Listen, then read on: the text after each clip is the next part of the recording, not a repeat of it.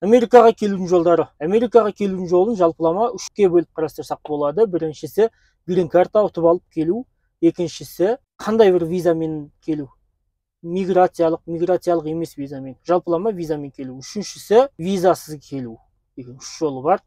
Осы жолына жеке-жеке тоқталатын болсақ, грин карта ұтып алып келу жолы өте жылдам, заңды, тиімді жолы болып табылады.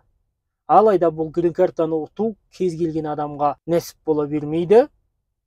Бірақ та егерде сіз грин карта ұтып келсеңіз, сіздің алға қойған мақсатыңызға және де Америкада жылдам адаптацияланып, документіңізді алып, жылдам жұмысқа кіріп кетуіңізге мүмкіндік бірден бар және өте жылдам, тиімді болады.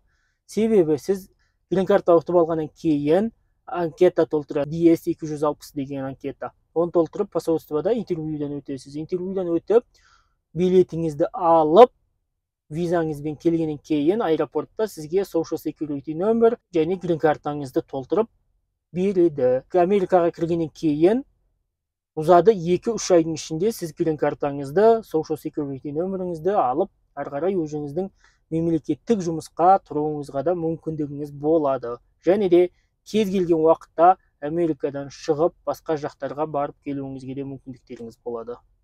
Грин карта бұл Америкада заңды жолмен қанша уақытқа тұрғыңыз келеді, сол уақытқа дейін тұра беруіңізге мүмкіндік беретін ең маңызды Америкадағы документтің бірі деп санауға болады. Екінші ол визамен келу жолы.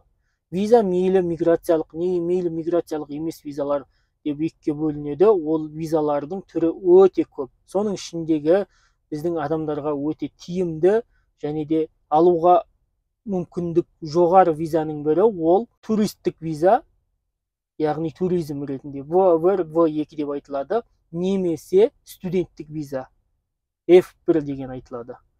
Егерде сіз жасыңыз 30-дан асқан, немесе отбасыңыз, семьяңыз бар, өзіңіздің тұрақты жұмысыңыз бар, табысыңыз жақсы, басқа шетелдерге шыққан болсаңыз, визалық историяңыз көп болса, сізге менің айтарым ол туристік визаға тапсыру.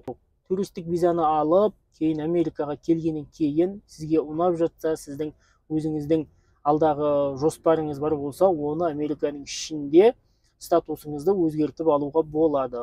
Ал егерде сіз студенттік визаға тапсыратын болсаңыз, яғни студенттік визаға жасыңыз 25-30-ға дейін және де студент болып оқисыз, немесе тіл дамыту ретінде келгіңіз келсе, студенттікке тапсыруыңызға болады.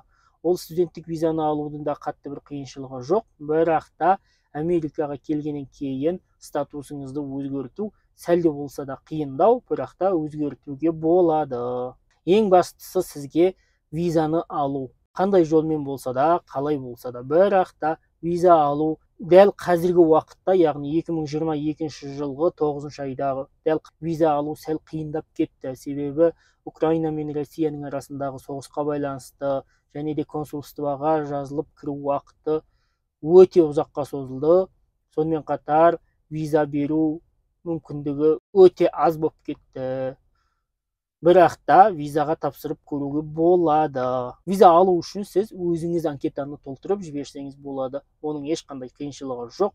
Сәл ғана ағылшын тілін білсеңіз болды. Аздап ізденсеңіз өзіңізге істеуге болады. Ал егер өзіңіз істей алмасаңыз, виза агентстволары өте көп, соларға жүгініп, солар арқылы визаға тапсырсаңыз болады. Ал егер сіз визовый агентство арқылы тапсыратын болсаңыз, ақпараттың барлығын жақсылап тексеріңіз, қате кетпеуін жақсылап қадағалаңыз. Ал егер де сіз визасыз келгіңіз келсе, аэропортқа билет аласыз, ұшасыз, Америкаға келесіз. Жоқ, олай емес. Визасыз келу жолы біраз қиын, ұзақ жол, бірақ ол ең соңғы жол деп айтады. Сіз визаға неше рет бердіңіз, сізге отказ келді, грин картаға көп қатыстыңыз, ұталмадыңыз, бірақ келгіңіз келеді.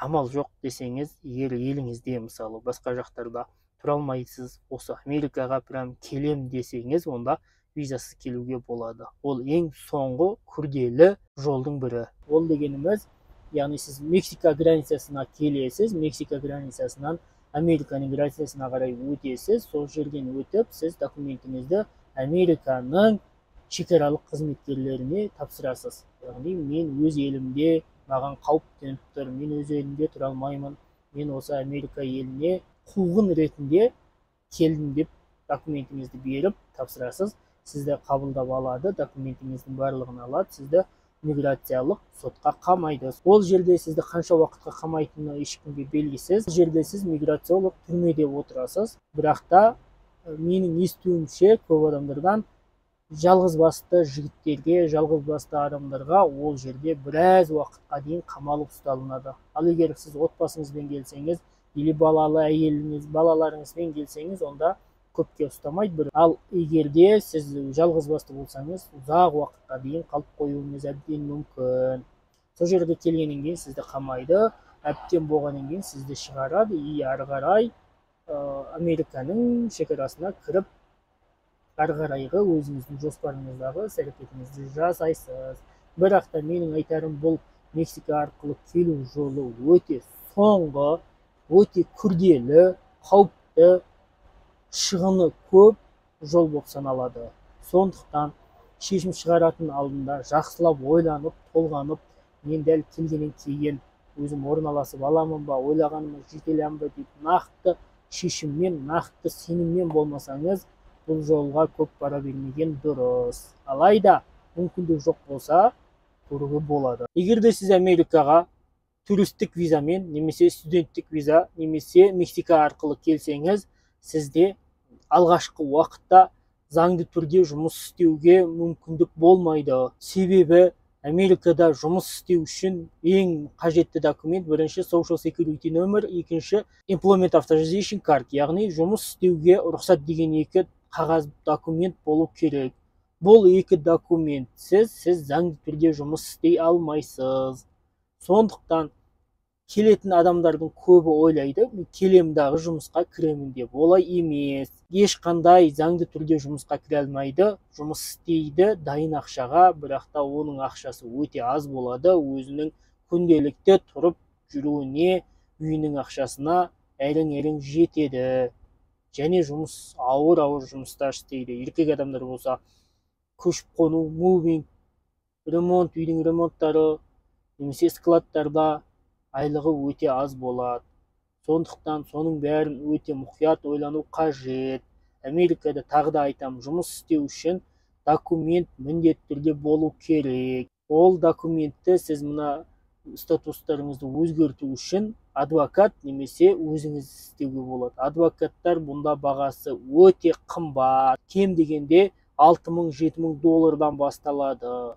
Әр адвокаттың бағасы әр түрлі. Сондықтан соның барлығын мұқият бойлап, толғанып, келген статусыңыздан қандай статусқа ауысамын, қай кезде ауысамын, қалай ауысамын дегеннің барлығын біліп, мұқият болып келіңіз. Келген адамдардың көбі уақытын өткізіп алады. Бір жылдың ішінде сіз статусыңызды өзгертіп үлгеруіңіз қажет. Келген адамдардың көбі уақытын созып жүріп, заңды түрде жүретін уақытынан кешігіп қалады. Бірден кешіккеннен кейін ол статусыңызды қайтадан заңды түрге өзгерту өте қиын. Мүмкін емес. Сондықтан келгеннен кейін бірден қайсы статусқа өзгертетініңізді, қай уақытта өзгертетініңізді нақтылап біліп, ешқандай документіңіздің уақытын кешіктірмей, уақытылы тапсырып, үлгеріп, жұмыс істеуге арналған құжаттарыңызды, Social Security документтеріңізді алыңыз. Егер оларды алсаңыз, ары қарай сіздің заңды түрде жүруіңізге мүмкіндігіңіз болады. Кез келген жерде жұмыс істеуіңізге әбден мүмкіндігіңіз болады. Адамдардың көпшілігі оның уақытын барлығын өзгерткізіп алады. Сонымен кез келген қара жұмыстарды істеп, амалдың жоқтығынан жүреді. Соны жақсы мұқият еске алыңыз. Америкада жұмыс істеу үшін документтер өте маңызды. Және де соңғы бір айтарым, виза шығарып береміз, жұмысқа орналастырып береміз, айлық табатын табысыңыз осылай болады деген агентстволар өте көп. Оларға көп сене бермеңіздер, оларды мұқият тексеріңіздер, нақты қандай жұмысқа орналастыратынын, қалай болатынын біліңіздер. Себебі бұнда заңсыз түрде сізді жұмысқа екінің бірі ала бермейді. Әр өзіңіздің аттап басатын қадамыңызды жақсылап қадағалап, жақсылап жоспарлап, мұқият іске асыратын болып, тиянақты болып келсеңіз, барлығы іске асады. Сәттілік.